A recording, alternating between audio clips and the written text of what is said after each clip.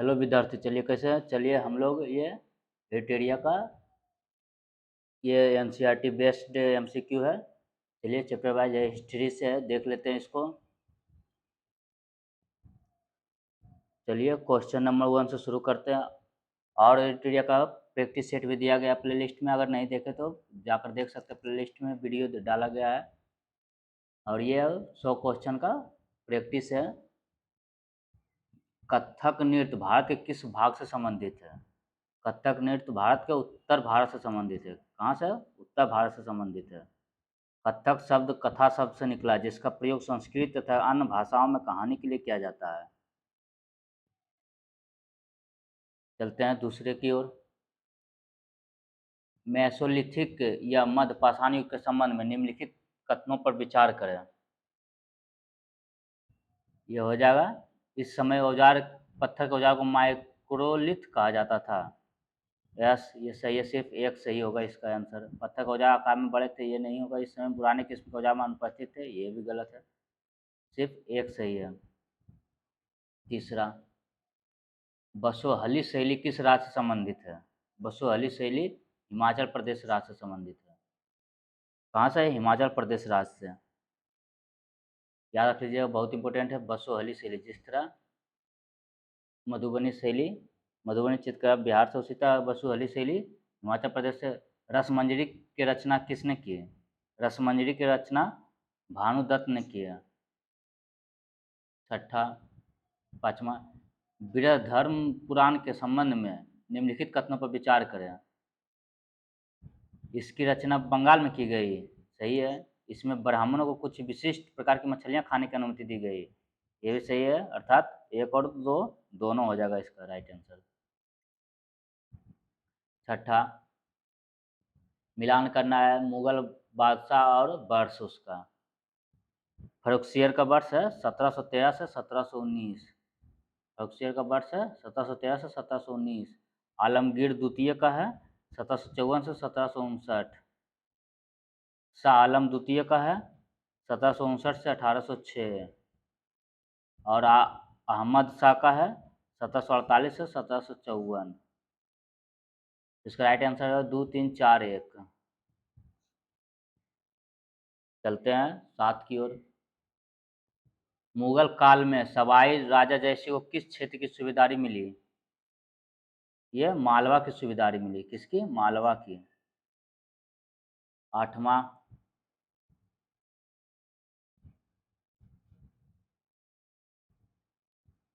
नवपाषाण काल के औजारों के संबंध में निम्नलिखित कथनों पर विचार कीजिए। ये हो जाएगा 1 और 2 दोनों। औजार पॉलिश किए जाते थे। इस अवधि में ओखल और मूसल का उपयोग अनाज को पीसने के लिए किया जाता था। चलते हैं 9 की ओर।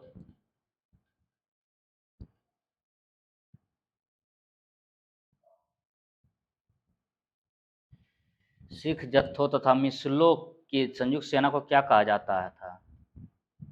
यह दल खालसा कहा जाता था। क्या? दल खालसा। सिखों की राखी व्यवस्था के अंतर्गत उपज का कितना प्रतिशत हिस्सा संरक्षण के लिए जाता था? उपज का 20% हिस्सा संरक्षण के लिए जाता था।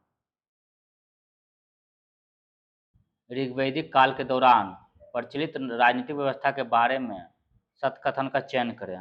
यह हो जाएगा सतकथन, इसमें कोई नहीं सही है। इसका राइट आंसर हो जाएगा उपयुक्त में से कोई नहीं। 1500 ईस्वी पूर्व से 1100 ईस्वी पूर्व के काल को ऋग्वैदिक काल कहा जाता है।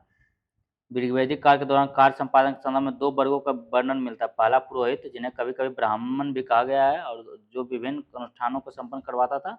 और दूसरा वर्ग राजाओं का। इन राजाओं के पास न तो राजधानी नगर थे, न महल, और न सेनाएं थी, और न ही वे ही कर एकत्र करते थे। समान रूप से राजा का पुत्र राजा नहीं बन सकता था। तो ये दोनों गलत है। यानी वह कर एकत्र नहीं कर सकता था, और उसका पुत्र उसका उत्तराधिकारी नहीं बन सकता था। 12, उत्तर वैदिक काल की सामाजिक स्थिति के बारे में निम्नलिखित कथनों पर विचार कीजिए। ये हो जाएगा 1 और 2 दोनों। महिलाओं और शूद्रों दोनों वेदों का अध्ययन करने की अनुमति नहीं दी गई थी। अब वर्ण व्यवस्था जन्म के आधार पर तय की जाती थी। कब? उत्तर वैदिक काल में। 13 प्रशस्ति का अर्थ क्या होता है? प्रशस्ति का अर्थ होता है प्रशंसा करना। क्या होता है? प्रशंसा करना। या प्रशस्ति एक विशेष किस्म का अभिलेख है। गौतमीपुत्र श्री सातकर्णी जैसे कुछ शासकों के लिए प्रशस्तियों की रचना की गई थी। चलते हैं 14 की ओर। समुद्रगुप्त की नीतियों का वर्णन किसने किया? समुद्रगुप्त की नीतियों का वर्णन हरिसेन ने किया। किसने? हरिसेन ने किया। हरिसेन ने प्रयाग प्रशस्ति में दक्षिणापथ के शासकों की संख्या कितनी बताई? ये 12 बताया। कितना? 12। विक्रम संवत की शुरुआत को किस शासक से जोड़कर देखा जाता है? विक्रम संवत चंद्रगुप्त द्वितीय।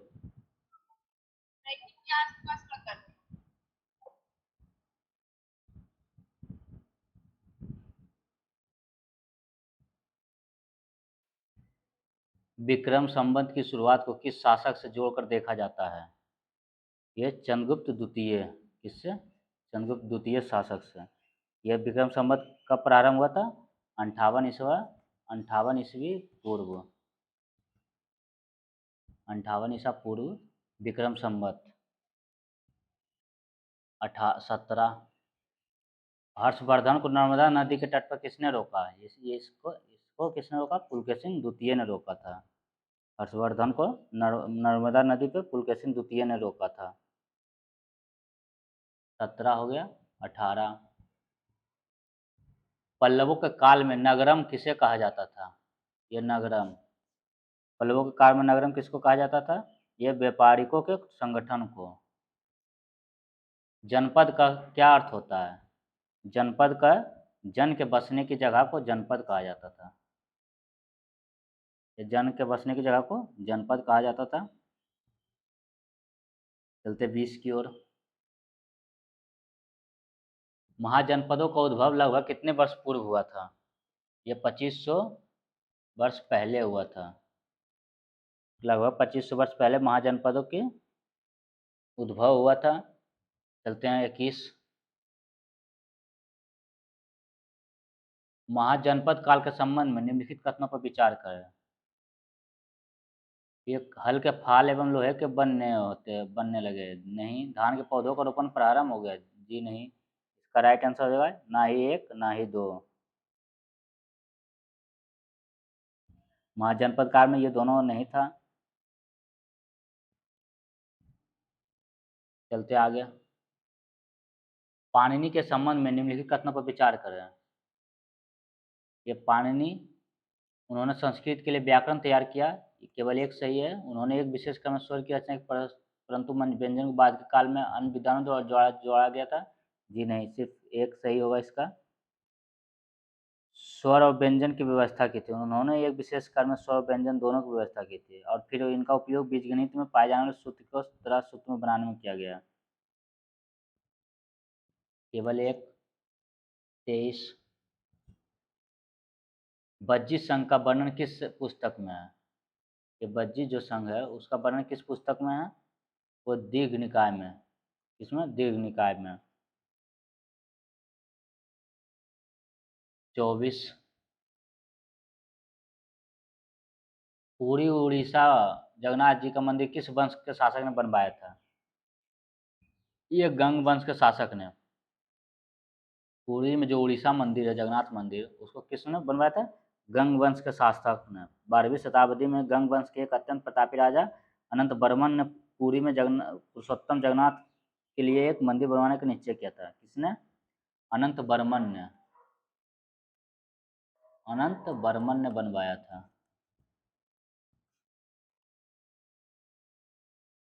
अकबर ने बंगाल को किस वर्ष जीता?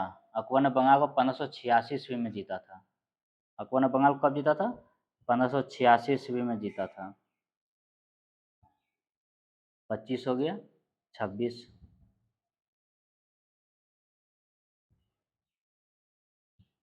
दक्षिण भारतीय भक्ति संतों के बारे में सत्कथन का चयन करें। ये हो जाएगा नयनार साहिब संत थे। सही है। अलवार वैष्णव संत थे। ये भी सही है। ये संत केवल ऑस्प्रिस समझे जाने वाले पुलैया तथा पनार जातियों के लोग थे। जी नहीं, ये नहीं होगा, तो ये इसका एक और दो सिर्फ सही होगा।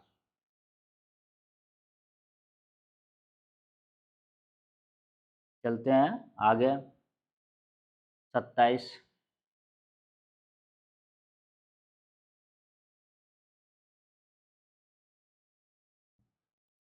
निम्नलिखित कथनों पर विचार करें।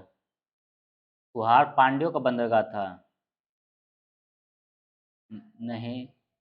मदुरै चोलों का बंदरगाह था। नहीं, ये दोनों गलत है। मतलब ये दोनों सही नहीं है। मतलब दिए गए कूट में सही विकल्प चुने, मतलब दोनों सही नहीं है। दक्षिण भारत में चोल, चेर और पांड्या के पास सत्ता के दो केंद्र थे, एक अंतर्देशीय और एक तटीय। इन तटीय शहरों में से दो महत्वपूर्ण थे, कुहाड़ या कावेरीपट्टनम। यह चोलों का बंदरगाह था। कुहाड़ पांड्यों का नहीं, किसका था? चोलों का था। मदुरै चोलों का बंदरगाह था, ये मदुरै चोलों का नहीं था। यह चोलों का बंदरगाह था और मदुरै पांड्यों की राजधानी थी। मदुरै पांड्यों की राजधानी थी। 28। दार्शनिक शंकर के बारे में निम्नलिखित कथनों पर विचार करें। ये 2, 3 और 4 इसका सही है। वे अद्वैतवाद के समर्थक थे। उन्होंने जगत को मिथ्या या माया कहा। मोक्ष प्राप्ति के लिए ज्ञान के मार्ग को अपनाने का उपदेश दिया। वीर शैव आंदोलन किस क्षेत्र में प्रारंभ हुआ?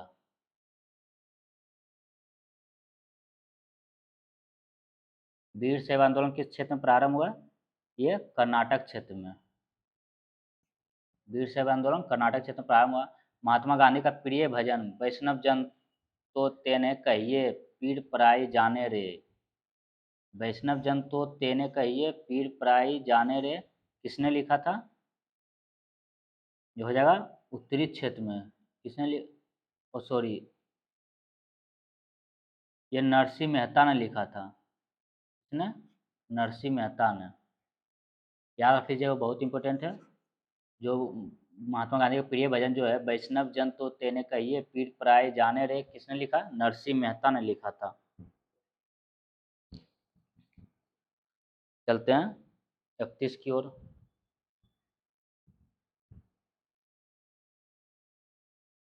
प्रारंभ में नाथ पंथ भारत के किस क्षेत्र में लोकप्रिय हुए?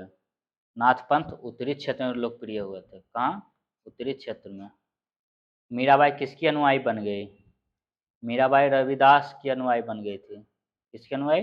मीराबाई रविदास की अनुयायी बन गई थी। मीराबाई एक राजपूत राजकुमारी थी जिनका विवाह 16वीं शताब्दी में मेवाड़ के एक राजसी घराने में हुआ था। मीराबाई रविदास जो अस्पृश्य जाति के माने जाते थे कि अनुयायी बन गए। वो कृष्ण के प्रति समर्पित थे और उन्होंने अपने गहरे भक्ति भाव को कई भजनों में अभिव्यक्त किया है। उनके गीतों ने उच्च जातियों के रीतियों नियमों को खुली चुनौती दी थी तथा ये गीत राजस्थान व गुजरात के जनसाधारण में बहुत लोकप्रिय हुए। 33। चोल काल में करों के संबंध में निम्नलिखित कथनों पर विचार करें। चोल काल में कर था केवल 2 कदम का ही एक भू राजस्व था। 34। कबीर का जन्म किस परिवार में हुआ था? कबीर का जन्म जुलाहा परिवार में हुआ था। किस परिवार में हुआ था? जुलाहा परिवार में। लंगर व्यवस्था की शुरुआत किसने की? ये लंगर व्यवस्था की शुरुआत गुरु नानक ने किया था। किसने किया था? गुरु नानक ने। सिख सिख गुरु देख लीजिए, शुरू से अंत ले। नानक, अंगद, अमर, रामदास, गुरु अर्जुन। नानक, अंगद, अमर, राम, अर्जुन, हरगोविंद, हर राय, हरकिशन, तेग बहादुर,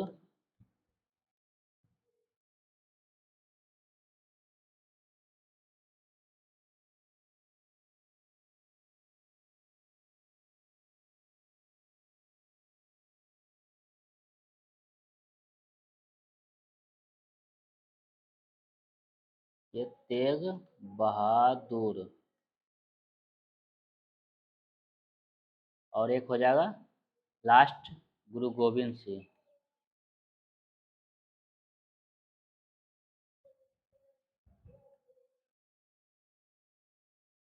लंगर व्यवस्था की शुरुआत किसने किया? इंपॉर्टेंट क्वेश्चन है ये, गुरु नानक ने। गुरु नानक का जन्म कहाँ हुआ था? तलवंडी, पाकिस्तान में ननकाना साहब में जन्म ले लिए थे। चलते आगे। 36। संस्कृत व्याकरण की रचना किसने की थी? ये पाणिनि ने किए थे संस्कृत व्याकरण की रचना। किसने? पाणिनि ने।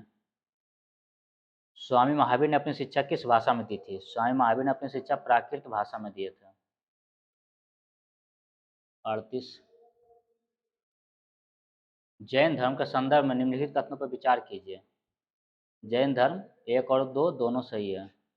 मुख्यतः व्यापारियों ने जैन धर्म का समर्थन किया, साधारणतः किसान वर्ग के लोगों ने जैन धर्म को स्वीकार नहीं किया। संघ में रहने वाले बौद्ध भिक्षु के लिए बनाए गए नियमों का संकलन किस ग्रंथ में मिलता है? यह विनय पिटक में मिलता है। इसमें विनय पिटक में मिलता है।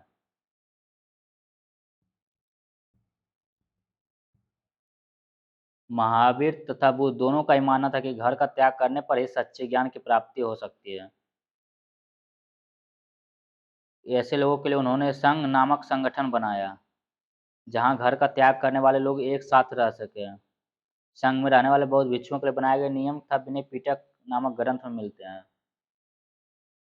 संघ में रहने वाले के लिए। चलते हैं 40। निम्नलिखित में से कौन सा कथन बौद्ध धर्म के संदर्भ में सही नहीं है? ये संघ के पुरुष और स्त्रियों को रहने के लिए अलग अलग व्यवस्था थी, सही है। सभी व्यक्ति संघ में प्रवेश ले सकते थे, ये भी सही है। संघ में प्रवेश के लिए बच्चों को अपने माता पिता से अनुमति लेनी थी होती थी, ये भी सही है। विवाहित स्त्रियों को संघ में प्रवेश के लिए अपने माता पिता से अनुमति की आवश्यकता होती थी, नहीं, ये गलत है। मतलब इसका राइट आंसर यही हो जाएगा। महायान के संबंध में निम्नलिखित कथनों पर विचार करें। यह बौद्ध धर्म से संबंधित थे, सही है। इन्होंने बौद्ध धर्म में मूर्ति पूजा को बढ़ावा दिया, ये भी दोनों सही है। महायान। चलते हैं आगे। 41 हो गया, अब 42 की ओर। बोधिसत्व के संबंध में निम्नलिखित कथनों पर विचार करें। ये वो ज्ञान की प्राप्ति के पश्चात एकांतवास में साधना करते थे, नहीं। बोधिसत्व की पूजा काफ़ी लोकप्रिय थे, सही है। वो भारत के बाहर जापान, चीन और दक्षिण कोरिया में काफ़ी लोकप्रिय हुए, सही है। इसका राइट आंसर 2 और 3 हो जाएगा।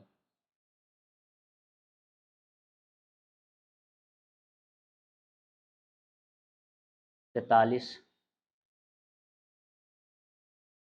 भारत की यात्रा पर आए निम्नलिखित चीनी बौद्ध तीर्थयात्रियों का कालक्रम अनुसार सही क्रम चुनिए। ये हो जाएगा, पहले फाहियान आया था, उसके बाद हुएनसांग, उसके बाद इत्सिंग आया था।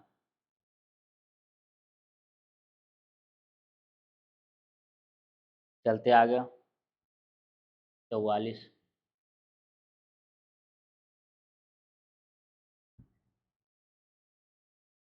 चंद्रगुप्त मौर्य के दरबार में जो पश्चिम एशिया के यूनानी राजा सेल्यूकस निकेटर का राजदूत था, उसका नाम क्या था?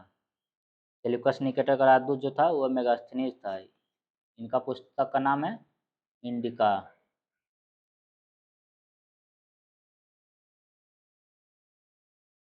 45। निम्नलिखित में से कौन भारत में आए विदेशी आक्रमणकारियों का सही कर्म है? यह है हिंद यवन, उसके बाद शक, उसके बाद हिंद पार्थियन, उसके बाद कुषाण। 46। अशोक ने जगह जगह पर जाकर लोगों को शिक्षा देने के लिए अधिकारियों की नियुक्ति की। इन अधिकारियों को निम्नलिखित में से किस नाम से जाना जाता था? यह धम्म महामात्र के नाम से जाना जाता था। किस नाम से? धम्म महामात्र के नाम से। 47। अशोक के संबंध में कौन सा कथन सही है? अशोक ऐसा पहला शासक था जिसने अभिलेखों द्वारा जनता तक अपना संदेश पहुंचाने की कोशिश की, सही है। अशोक के ज़्यादातर अभिलेख खरोष्ठी लिपि में है, जी नहीं, ब्राह्मी लिपि में भी है। खरोष्ठी और ब्राह्मी लिपि दोनों है।